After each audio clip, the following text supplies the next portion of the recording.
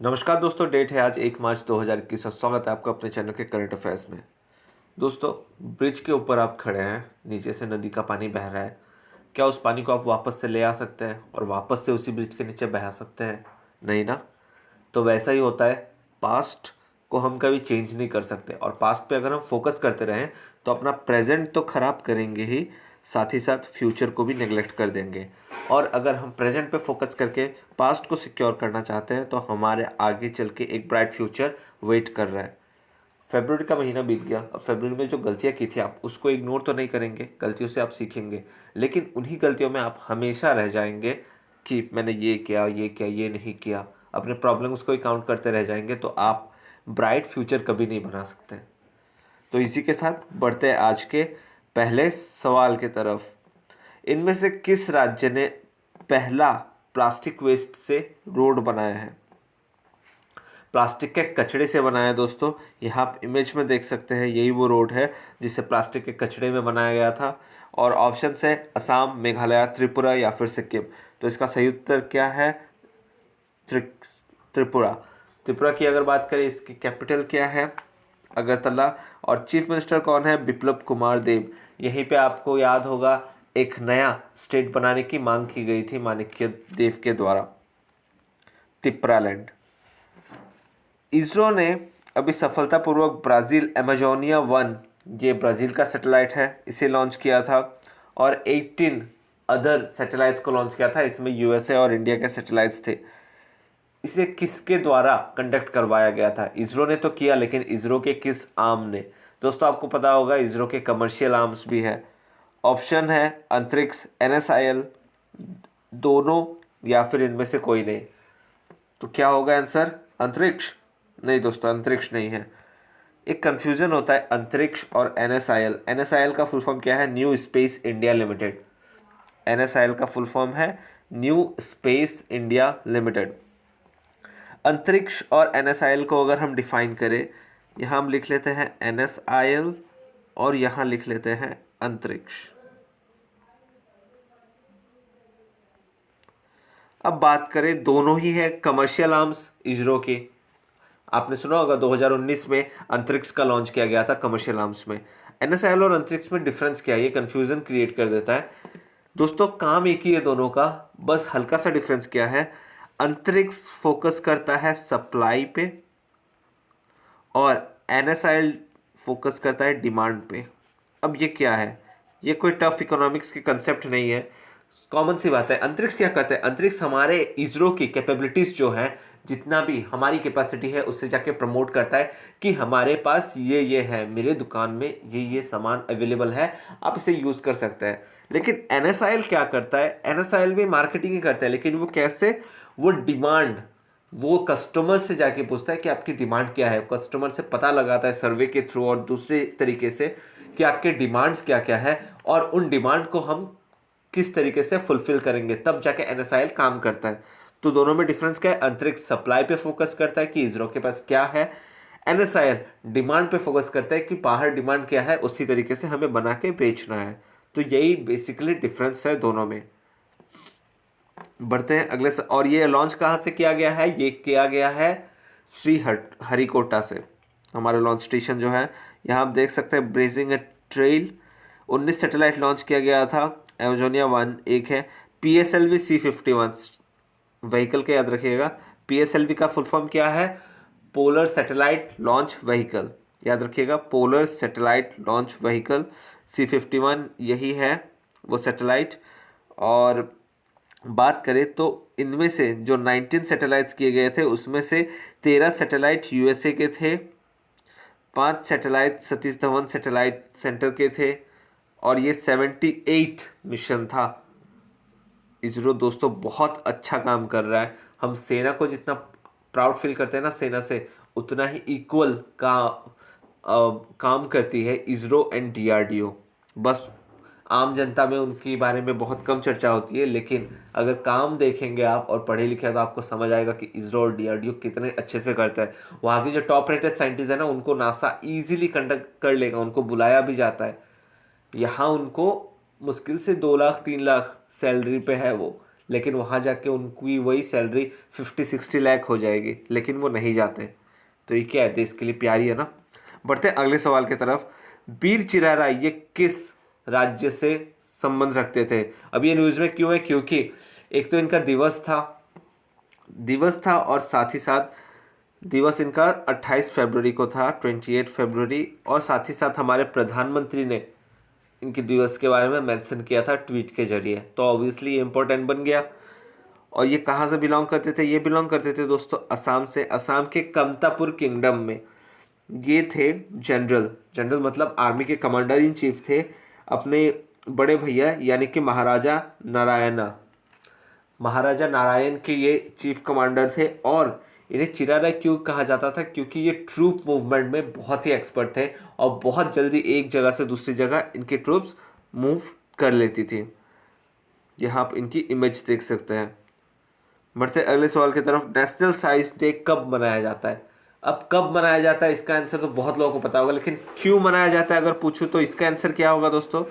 क्यों मनाया जाता है इसका आंसर होगा क्योंकि रमन इफेक्ट के लिए। रमन इफेक्ट 28 फरवरी, आंसर इसका है 28 फरवरी।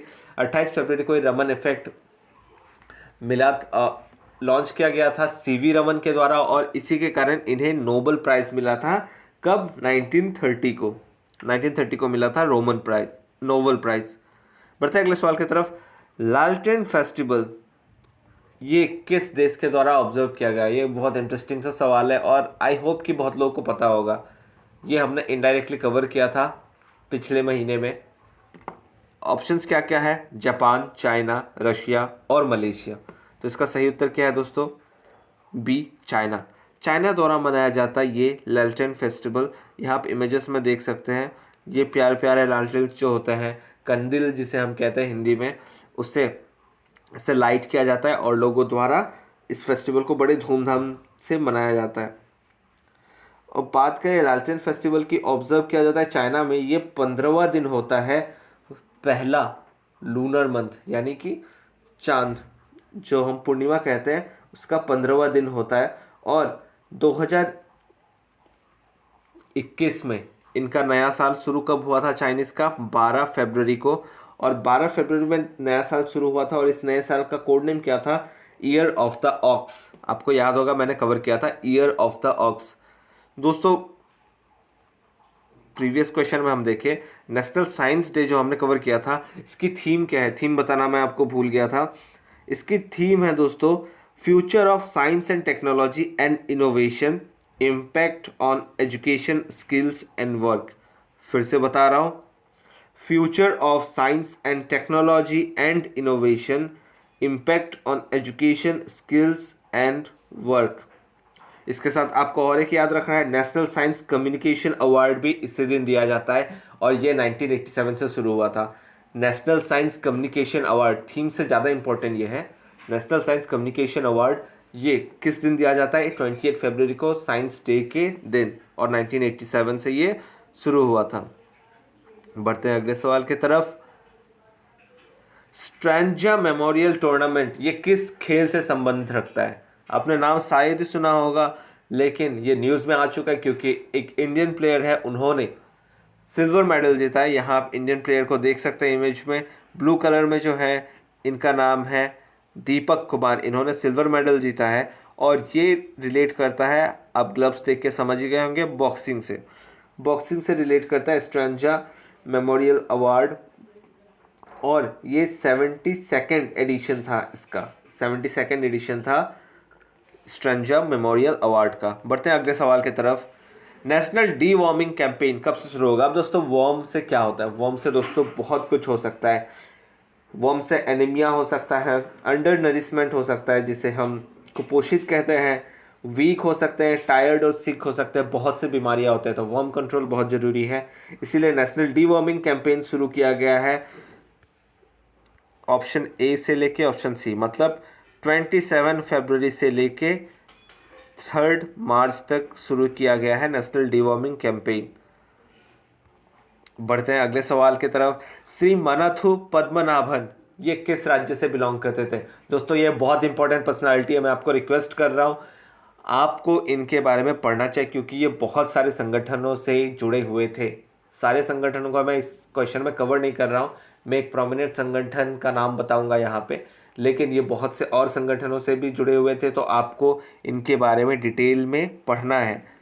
श्री मनोथनु पद्मनाभन ये किस राज्य से बिलोंग करते थे? ये बिलोंग करते थे केरला से, और यहाँ आप इनकी इमेज देख सकते हैं। श्री पद्मनाभन, मनोथनु पद्मनाभन, इनका जन्म हुआ था 2 जनवरी 1878 में, और इन्होंने फॉर्म क्या किया था? नायर भारतीय जनसंघ। नायर भारतीय जनसंघ किसके द्वारा स्टैब्लिश किया गया था? मनोथनु पद्मनाभन। जनसंघ आपको पता होगा कि किसने स्टैब्लिश किया था, लेकिन नायर भारतीय जनसंघ स्टैब्लिश किया गया था मनोथनु पद्मनाभन। ये बेसिकली काम किस लिए करते थे? ये टीचर थे, एक लॉयर भी थे, और ये अपलिफ्टमेंट, सोसाइटी के लिए, अपलिफ्टमेंट के लिए काम करते थे।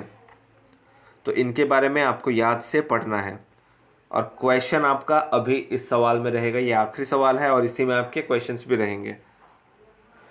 और दोस्तों, अगर आप यहाँ तक क्वेश्चंस देख रहे हैं तो ऑब्वियसली आई होप कि आप आंसर कमेंट में जरूर करेंगे।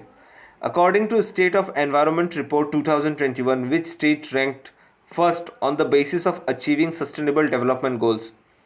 पर्यावरण रिपोर्ट की स्थिति के अनुसार 2021 में किस राज्य ने सतत विकास लक्ष्य को प्राप्त करने के आधार पर पहला स्थान प्राप्त किया है? बहुत इंपॉर्टेंट क्वेश्चन है। क्यों? क्योंकि आपका क्वेश्चन आज का है कि सस्टेनेबल डेवलपमेंट गोल्स ये किस रिपोर्ट से शुरू हुआ है, किस रिपोर्ट के आधार पर सस्टेनेबल डेवलपमेंट गोल्स की शुरुआत हुई है, और वो किस साल में हुई थी? याद रखिए, किस रिपोर्ट के आधार पर सस्टेनेबल डेवलपमेंट गोल्स का टारगेट रखा गया, की शुरुआत हुई, ये आपको कमेंट में बताना है। ऑप्शन है दोस्तों केरला, हिमाचल प्रदेश, आंध्र प्रदेश और तमिलनाडु। तो हमारे सस्टेनेबल डेवलपमेंट गोल इंडेक्स में सबसे आगे कौन से हैं?